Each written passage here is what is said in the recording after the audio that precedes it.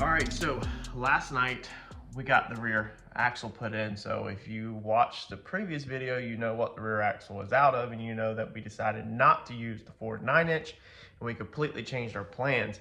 Now we still have not ordered the actual axle shafts yet because I'm 99% sure on the overall measurement, but this weekend I want to get the other fender on. We now have both rear wheels.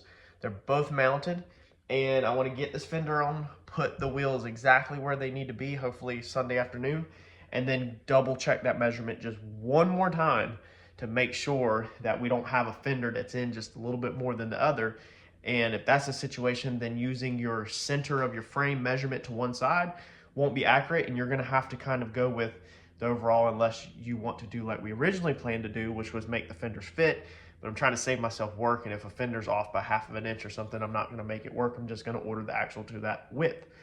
So we put this thing in here because, as you know, we are working on the floors, and I want to do this trans tunnel, and I want to keep rolling on the inside while I'm working here and get this thing pretty much knocked out. Once the trans tunnel is set, then we can take the rear end out, because as you can see, the rear end's not cut down. It's not going to get cut down until the axle shafts get here. Uncle Mike's actually going to use the axle shafts to basically as a jig. So he's going to cut the end of the tube off, slip it over the axle, and put the gear back together in the center section, and use all that as a jig when he welds up the axle. So we don't want to cut it down until we 100% know exactly what that length is going to be. And he's going to actually use them axles to pinpoint that, just to make sure we're right, so we make no mistakes. Cut once is what we want to do. So when we put the new rear end in here, this rear end obviously is different than the 9-inch that we built the car on, but we did get lucky. So we literally don't have nothing to spare. Like, I don't even know if it's touching, but let's check one thing real fast. Let's check two things, actually. Let's grab the angle finder, because we want to be at or near 0 when we build this trans tunnel, because once everything is finalized, the drive shaft's actually going to be running downhill in bagged position, and ride height is going to be going slightly uphill just a little bit, but bagged position is going to be running downhill. So that's what we want to build the trans tunnel in, is max lift. So let's see where we are at right now. Let's make sure we're close to 0. Just sloppy off the floor.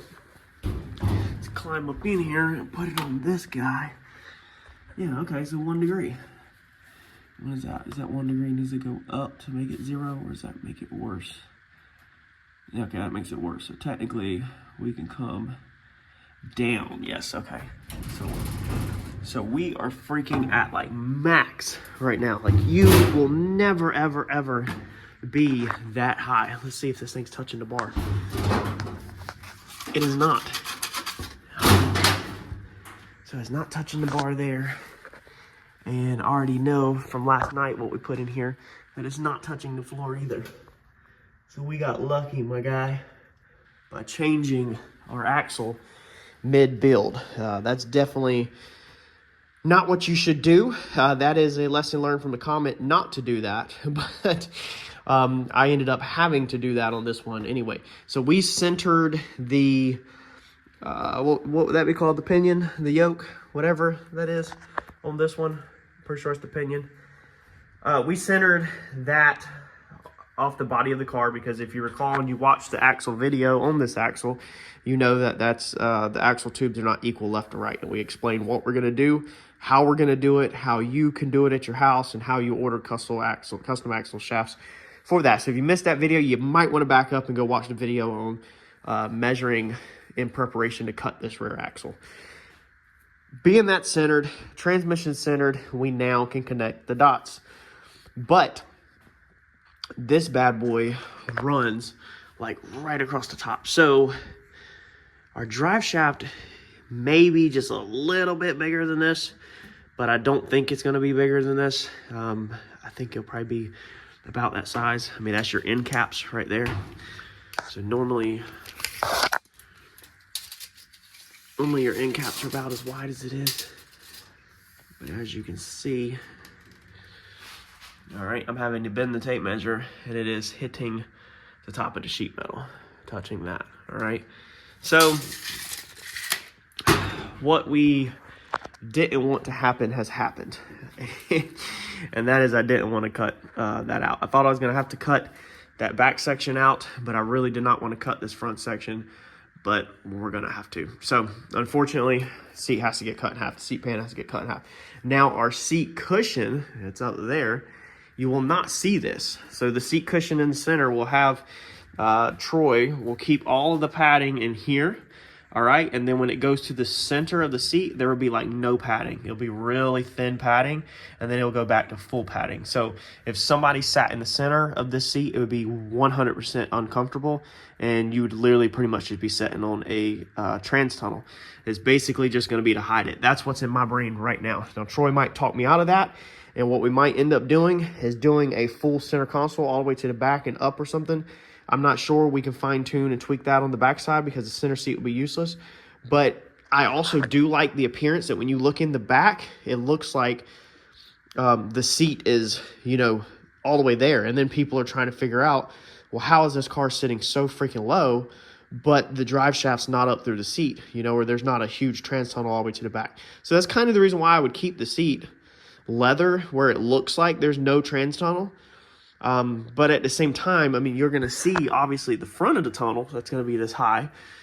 So me and my upholstery guy will discuss that whenever it's time, but I'm going to keep mine as low as possible. So I want to pretty much, build this thing right to the top of that flange piece and pretty much right to the top of this and add like an inch.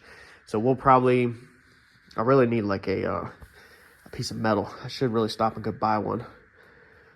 Something to space up about an inch, and then that'll be it, because this is going to be bag position. So as soon as you hit in bag position, you won't be able to go nowhere. Drive shaft won't be turning. So as soon as you hit the switches, you're immediately gaining clearance like really fast. So I think that's what we're going to focus on this weekend. It is, what is this, Friday after New Year. So this is the first weekend of 2025.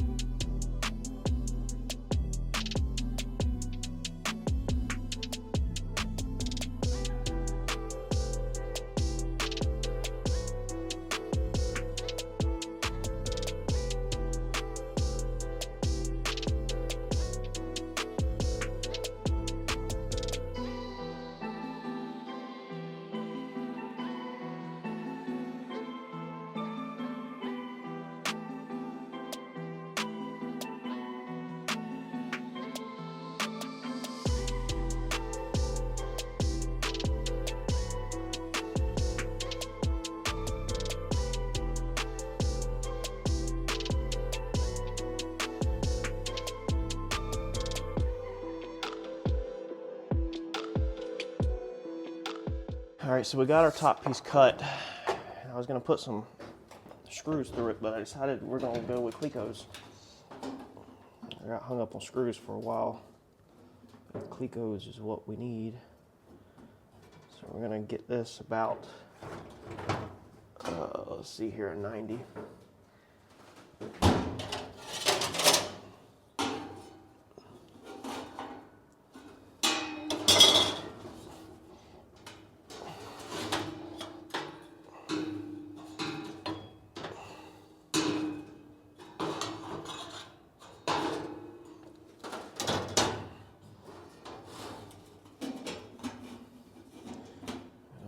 Butt up to our center console, a little bit of overhang. And y'all keep in mind, this is all getting another piece on top of this on the upholstery side. It's getting a center console put on top of this. When the car's finished, you're not going to see this square piece.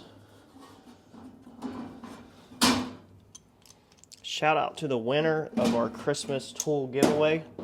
We gave away a set of these Clecos, and they definitely come in handy. Don't have Clecos, and what you can use is I use 1/2 inch number 8 Phillips self-tapping screws.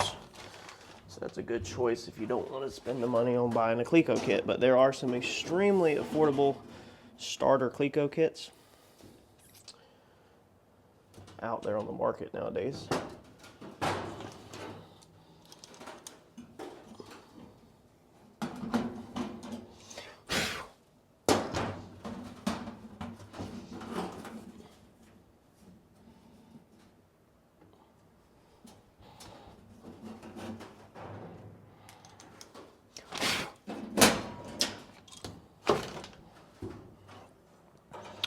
Then the next, we'll take it out. Let's see here.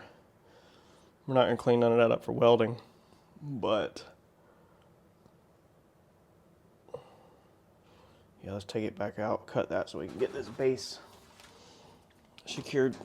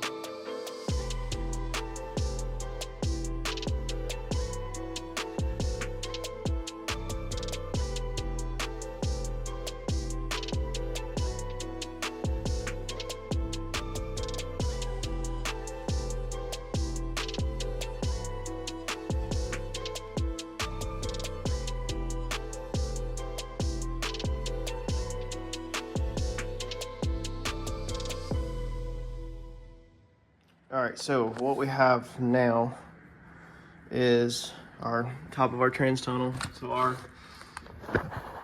piece is definitely higher, which is what we want. And then, of course, it's gonna be higher on here. It's about right here in the center.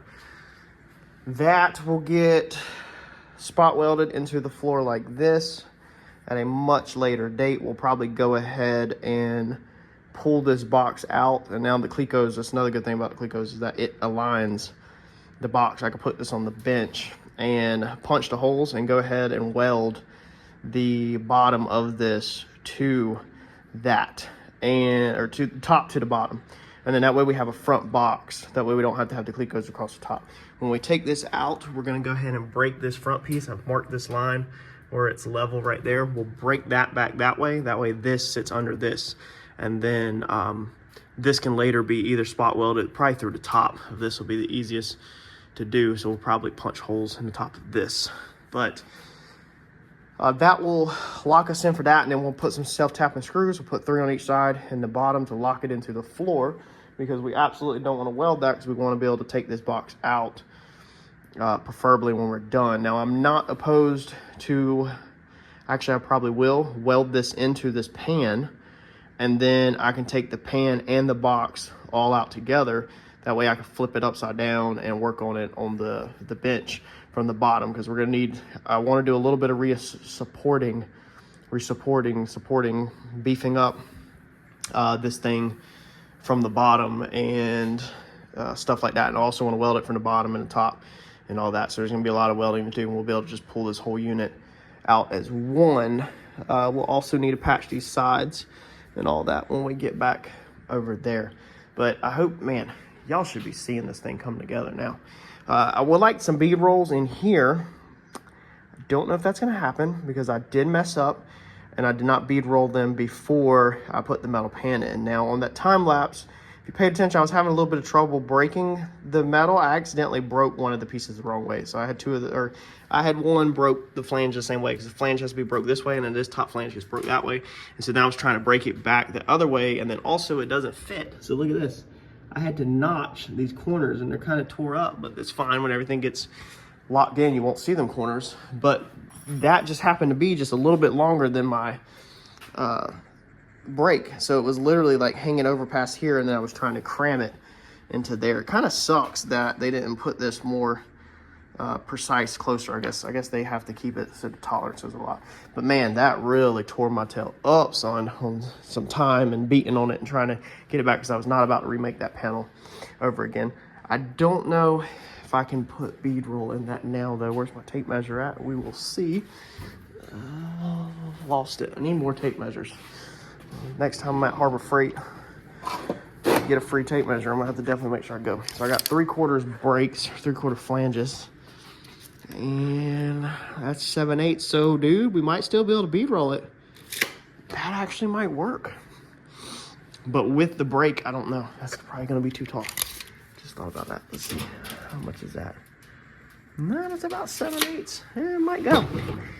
If it goes, we'll put some bead roll in that piece. So let me take all of that back out, see if I can bead roll it, I guess, and then go ahead and weld it together, I guess. And I also need to go ahead and trace this so I can cut this excess metal, some of the excess metal. We don't want to cut it all, just like we did on the firewall. We want to leave a little flange. All right, one thing I've done throughout this project is we're gonna put 2 bead rolls here.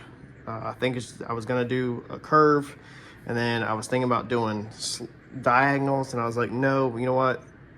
KISS, remember, KISS. Keep it simple, stupid. This all gets covered up. Let's not waste our time. Let's keep this train rolling. Let's not waste our time on stuff that does not matter. Let's put a little bit more strength into the panel and keep it riding. So throughout the whole build, anytime I've done a bead roll, I've come off of whatever the nearest joint is by the thickness of a level. So I put it like that. This dotted line is where the seat is right here.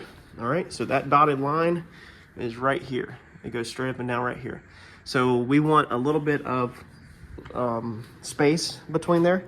You can see that curve, because if we need to break a flange back, all of our flanges that we do in this car is 3/4 of an inch, because that's how deep my spot welds can go, where they look perfect. So everything's 3/4 of an inch, every flange. This is 1 inch thick. That level up there, these composites level are 1 inch thick.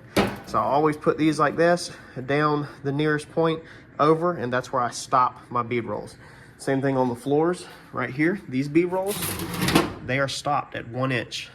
Everything, these stopped at 1 inch. Everything is always stopped at 1 inch from the nearest piece. That's just how I do mine. I'm also using the same exact die, and just KISS. Keep it simple, stupid.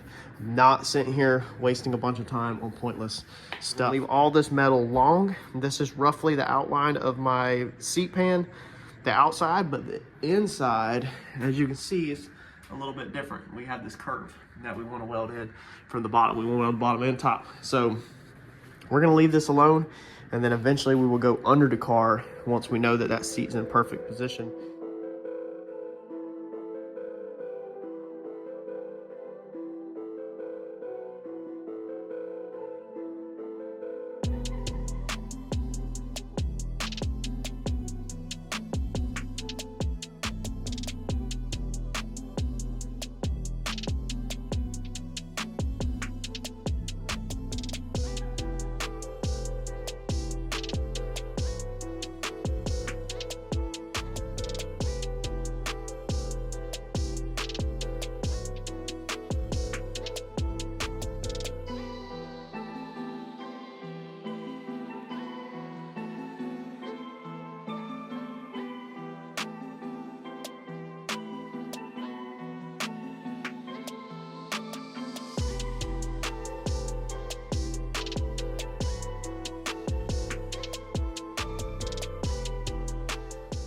All right, so we got all of this spot welded out. Looks really good. These are where the clecos were. I'm going to grind, I'm going to grind them down. But all of the welds are, the main spot welds are on the inside. So that's nice, because we'll just be able to seam seal that. There won't be no grinding. Just grind these 6 little points on the top, and then we're good to go. We will be putting the reason why there's primer, not weld through primers on this, because this will get seam sealer on the top of this. All right, and then it will get seam sealer on the bottom of it. It will get seam sealer in this corner. It will get seam sealer around every seam. So there's no reason to put weld through primer, because no moisture or anything can get between that metal at all, because it's going to be seamed. The inside's going to be lizard skinned, and the bottom's going to be AOK 200 painted. If it's not lizard skin, which it probably won't be, it'll probably be painted in case you need to modify anything from the bottom. That way it's easier to get to. But that turned out amazing. Joints like this, okay, we do put weld through primer on that because I can't get to the bottom to seam seal it. So we put that strip in right there, and then we overlap this way and overlap that way. We will be seam sealing all of these joints. We'll be seam sealing from the bottom too, everywhere that we can get and see. But that right there, I'm not confident in that getting covered up, so I put primer on it. So basically, primer on anything that you're not confident that you can get seam sealer around that joint 360, the ends, the sides, the bottom, the top, everything. If you can 100% seam seal it up and you're gonna be painting over it and bed lining it or whatever, lizard skin, anything, then it doesn't need weld through primer because it's going to be completely sealed up. But that turned out good. I could only reach so far up in there with clamps. That's the longest reach clamp I have. Should probably get some really, at least one really long one, longer than that. I don't know how long that measures. It's a pretty good size though. What if they make one longer than that? Because I can only reach so far in here. So most everything's tight, but you'll get some areas like that right there that's not. But by the time that's hammered on the outside, seam sealed over and everything, you won't see it at all. That looks good though. I'm very happy with how that turned out.